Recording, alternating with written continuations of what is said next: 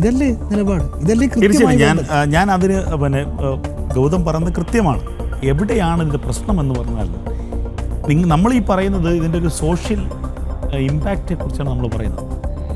നമ്മുടെ റവന്യൂ വരുമാനത്തിൻ്റെ 25.66%, അതായത് 19,088 കോടി, ഒരു വർഷം 19,088 കോടി രൂപ വരുന്നത് ഈ മദ്യത്തിൽ നിന്നാണ്.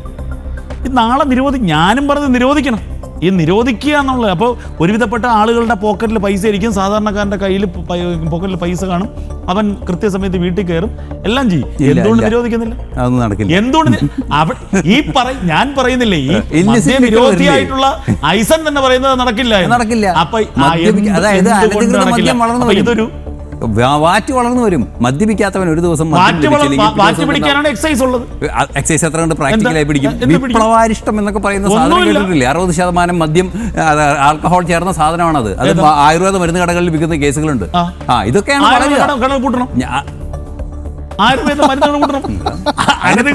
വശമാണ് ഈ പറയുന്നത്.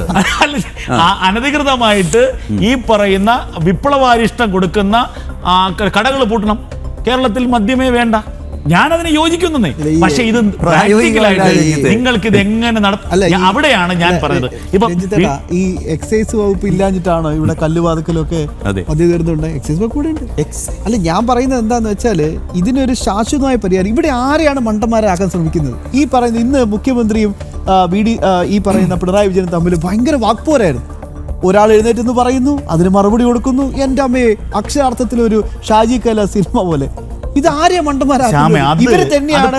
ബെക്കാടിയിലേക്ക് പോയത് ആരാണ്? രഞ്ജിത്തയുടെ തുറന്ന് സംഭവിച്ചു.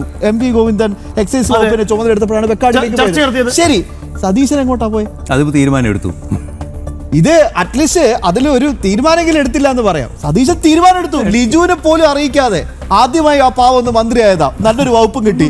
പുള്ളിക്ക് ഒന്ന് ഭരിച്ച് ഫയൽ എടുക്കുമ്പോഴത്തേക്ക് തീരുമാനം എടുത്തങ്ങ് പോയി. അല്ല, ഞാൻ